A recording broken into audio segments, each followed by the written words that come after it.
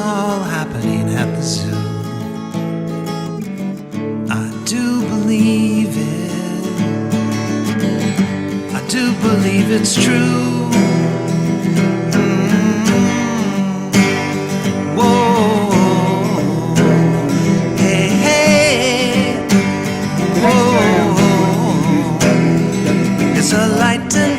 Journey from the east side to the... But it's Vince Malinowski, and before we actually get in, like I said, we have a lot of ammunition on Vince. But before we get in there, I wanted to just be serious for a minute to give some of the highlights about Vince's career. After graduating from the University of Wyoming, and you'll hear from a couple of people here, it took quite a few years, I think, for Vince to graduate from the University of Wyoming. I'll let others go into the details why. But Vince joined the United States Navy right out of college. His first assignment was after training. He was assigned to a P-3 Orion squadron in Hawaii. Not bad duty. I don't know how he lucks out and does that. But he also served a couple of tours in Philippines, Guam, the Seychelles Islands, flew out through the Mediterranean. So he's obviously been exposed to a lot of parts of the world. His P-3 is, if you don't know that particular aircraft, it's kind of a spy plane. Probably fits his personality perfect. But mainly flies over and takes photos, mostly of enemy subs and enemy ships. As Vince said, in his 20 years of the Navy, he saw more Russian subs and ships than he ever saw American ships. One of his favorite memorable stories he tells is one time somewhere over Asia, flying over a Russian sub. As he flew over, the captain of the sub flipped him off. And true to Vince's passion, he said what really ticked him off was not that the guy flipped him off, but when he wanted to keep that photo, the United States Navy said, no, you can't, because it's highly confidential and classified. Towards the end of his active 6.5 years career, and again he went on to obviously serve in the National Service or the Reserve for the rest of the 20 years. He was a flight instructor on a P-28 training aircraft down in Corpus Christi, Texas. And as Vince says, it was like going to Disneyland every day of his life. So after he left the military, he joined the American Airlines. He served at 33 years. He was a captain of numerous airplanes from the DC-9s, the 727s, the 757s, finally the 767s. As Vince says, he had over 30,000 hours of flying time. And you put that in perspective, I think the pilot in Indonesia the other day that lost that 737 MAX had 200 hours. So big difference. One of his points that he says that after 30,000 hours and unbelievable numbers of takeoff and landing, one thing he was always proud of is at the end of the day, the takeoffs and the landings ended up being zero, no difference between the two of them. So today he does some work. He's working as a registered investment advisor, specializing in pilot retirement package, so he's continued to stay active. He lives in California. He married his wife Gretchen in 1989. And next May, they'll celebrate their 30 years. So congratulations, Vince. If you look at all the years that Vince spent in the military, I think what we should do, and I want to personally say it, thank you, Vince, for the 20 years you put in the military and keeping us all safe. So thank you.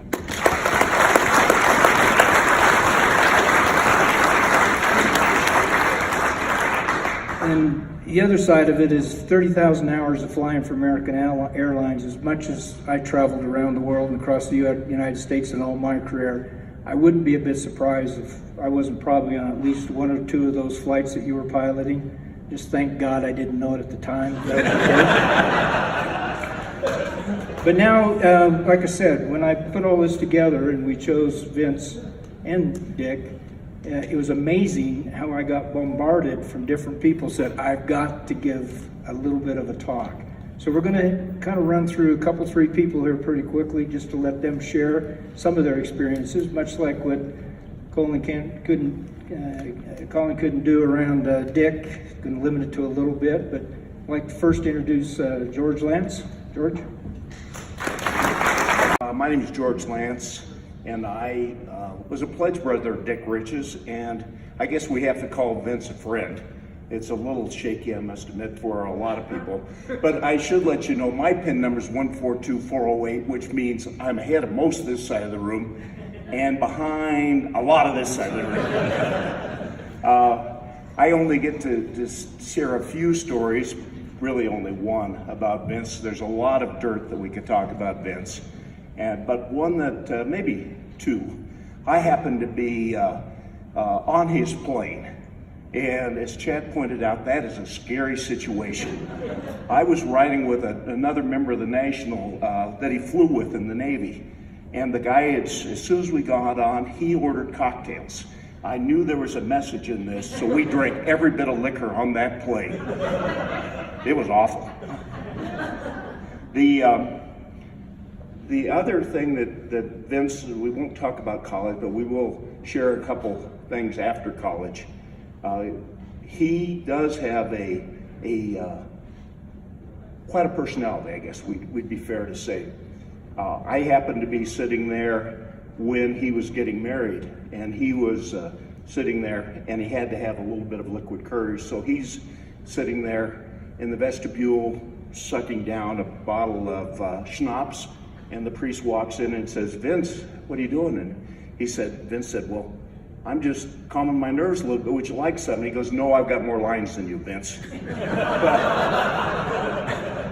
I think one of the things that I remember most is his wife, Gretchen. Gretchen, once in a while, as all wives do, want Vince or their husband to do something that he's not particularly fond of.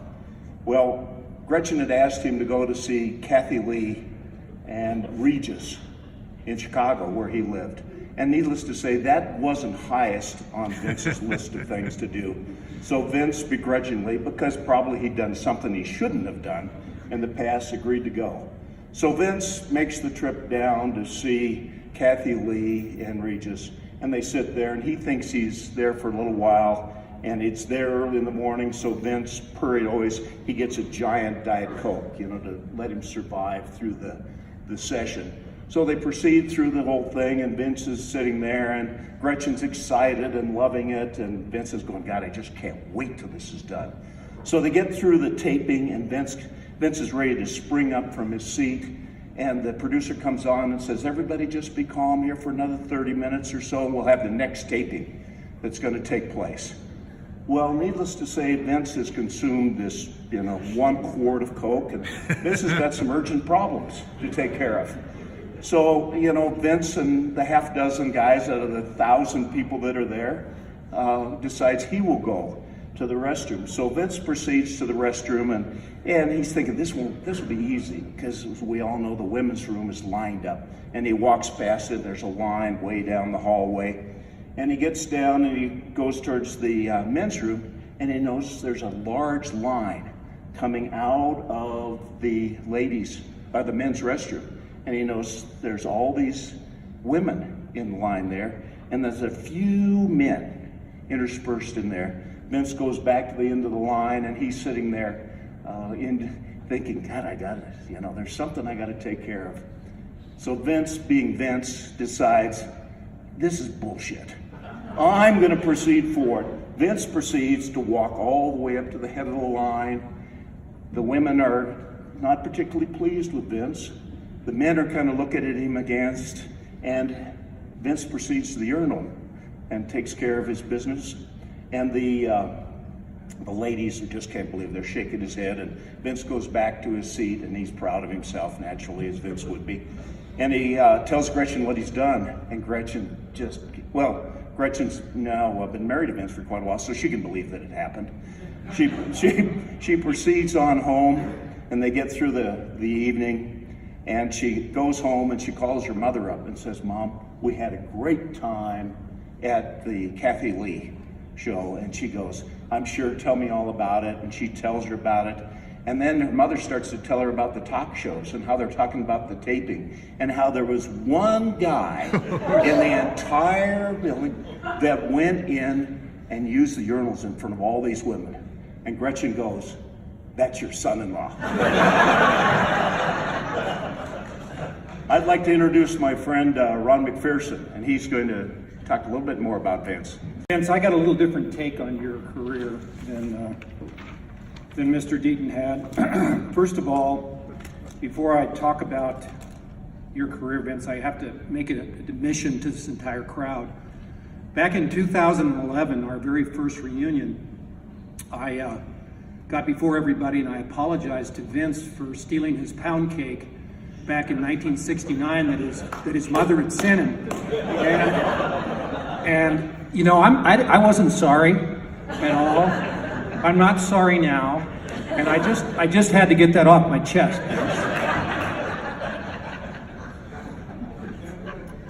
All right, Vince Malinowski.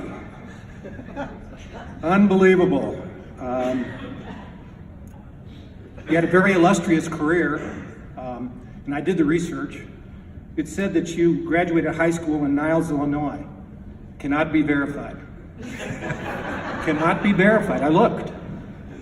And in 1968, you pledged SAE at the University of Wyoming. And of course, in those days, we had a Polish-American quota. So we had to let Vince in. The year before, they let Kalasinski in, so, you know. So, and of course, Vince made an amazing impression on a lot of our actives at the time because his funk name was Funk Low Rent. How about that for an impression, Vinny? Huh? He became an active and he held the most important job in the house. He was a social chairman. Had loud music and lots of booze. That was the formula. And he had some great parties. And after one of his great parties, he and another brother went to a local all-night eatery, and after having a chicken fried steak or something, decided to take the contents of several boxes in the depot and got himself in a little legal trouble. Why did you need floor jacks, Vince? He took boxes of floor jacks, for God's sakes. Well, fortunately for Vince, he got out of that legal jam, and he graduated from the University of Wyoming. He went on to the Navy. The Navy also had a Polish-American quota in those days. He became an accomplished pilot flying the P-3 Orion submarine chaser, as Chad had indicated, and he spent 6 years of active duty. After active duty, he went into the reserves with the famous Patrol Squadron 90 in Illinois. And in 1979, he joined American Airlines, who also had a Polish-American quota. He was furloughed for a short period of time, and he joined Merrill Lynch as an investment advisor. How'd that work out, Vince? He returned to American and he flew, as Chad said, over 30 years, piloting MD-80s, Boeing 757s, Boeing 767s. He retired in 2012. I saw his retirement ceremony. It was very moving. Landed his aircraft in LAX, and there were water cannons shooting over his airplane. It was very, very cool. He's a very, very smart Polish American. Think about this. He has 3 pensions. He's got a Navy, Naval Reserve, and American Airlines. That is a smart dude over there. And he also married a very, very smart woman in Gretchen, who is obviously smarter than him. A very illustrious career, and so congratulations, my SAE buddy, my brother, my good friend. Well deserved, my friend. Phi Alpha.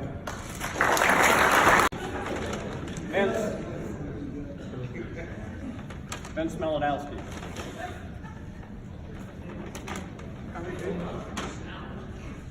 So Ron McPherson mentioned the pound cake.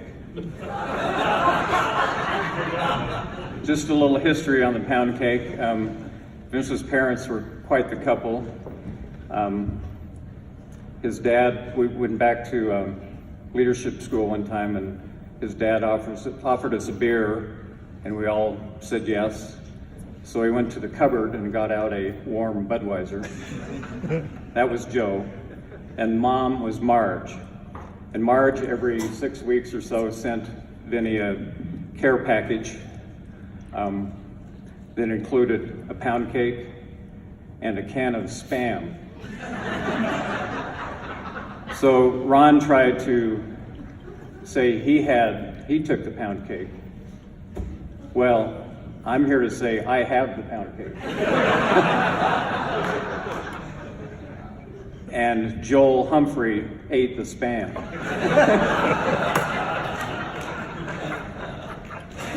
So I know that, Vinny, you think the world of 25-year-old Scotch. So here's a 50-year-old pound cake.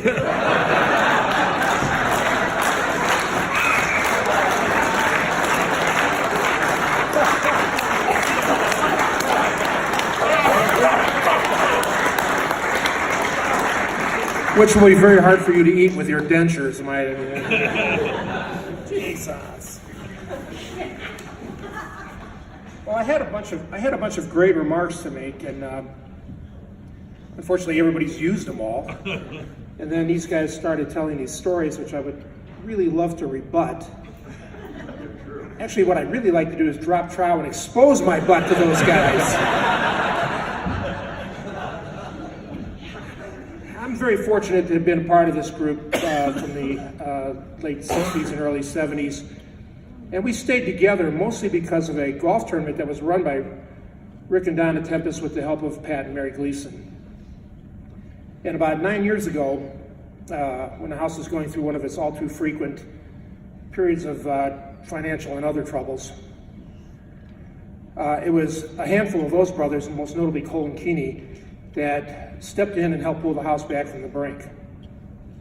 And in gratitude, a number of us, Dick, Rich, and I, and a few other guys, decided to show our appreciation, and since no good deed goes unpunished, we held a roast for Colin, and that became the first Colin K. Keeney Award, which is now the Everett Knight Award, which is given to brothers who have gone above and beyond to maintain the viability of our house.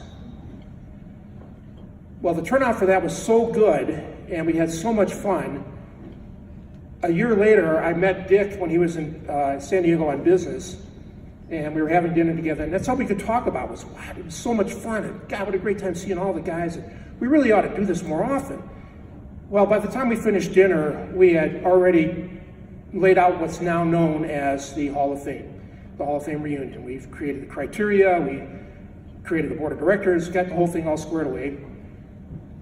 And essentially what this is it's just a good excuse to get the brothers together and honor our own for their accomplishments, both civic and professional. Well, this is our fourth one. And Dick and I, with the help of Ryan McPherson and Colin, ran the first two. And then we turned it over to Travis Vogel and Chris Allen. I don't want to miss anybody, Paul Vogel and Greg Vaughn.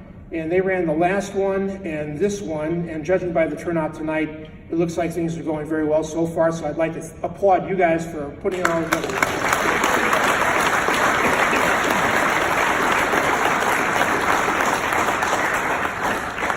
Now, the brothers have mentioned my aviation career, and in a large part I owe it to an SAE. In the fall of 1971, I ran into brother Larry Elliott, who is a couple years older than I am, and he had this really short haircut. I mean, it was a buzz cut, and this is the early 70s. Nobody had short hair back then. In fact, I had hair back then.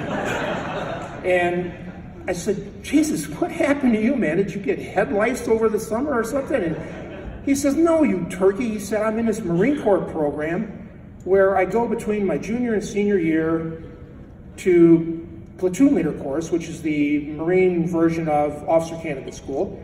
And then I go back to school, graduate, and after graduation, I'm guaranteed flight school. Well, I was stunned. I grew up under the flight path of O'Hare Airport in Chicago, and I thought that to be a pilot, you had to be some sort of demigod. I thought that had to be the greatest job in the world. In fact, it wasn't until a couple years ago that I finally figured out that actually I'm the only one who thinks that. But I said to Larry, you know, I'm not quite sure I'm cut out to be a Marine. He said, that's okay. The pansy-ass Navy's got a course just like it. So I thought about that for a second and I thought, you know, I could do the pansy-ass Navy course. Well, 21 years later, I retired from the Navy, and 20 more years after that, I retired from American Airlines. So dreams can come true. And I owe it all to being an SAE. When I first came to Laramie, I did not know a single soul here. And I was in Hill Hall at the time, and they gave me a roommate from the Chicago area. I guess they figured, well, we'd have something in common. He was from a very affluent suburb, and I was from the city. And I guess other than being a Bears fan, but the only thing, I had more in common with a shrimp boat captain's son from Gulfport, Mississippi than I had with that guy. So I'm looking out my window, and I'm from Hill Hall, and I see these guys playing touch football in front of the fraternity houses. I walked over there, and they said, hey, you want to play? And I said, sure. Well, a week later, I became an SAA pledge. I made a lot of friends while I was here, many of whom are in the audience here tonight. And over the last 50 years, we've shared a lot of memories. Marriages, George, as he mentioned, was my best man. Divorces, thankfully not mine. Births, and of course we've lost a few brothers, so there have been some deaths. And we stayed together not so much as a whole group, but really more of a web of smaller groups. But when we get together as a whole, like we are tonight, we show our affection for each other with humor.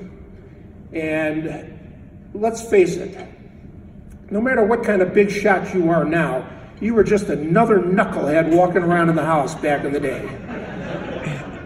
And so, underlying that humor, though, is a true brotherhood. And you have to work at that. It's not easy. It's hard to keep a group of that size together. And all I can say is that is what fraternity is all about. Absolutely. Phi Alpha.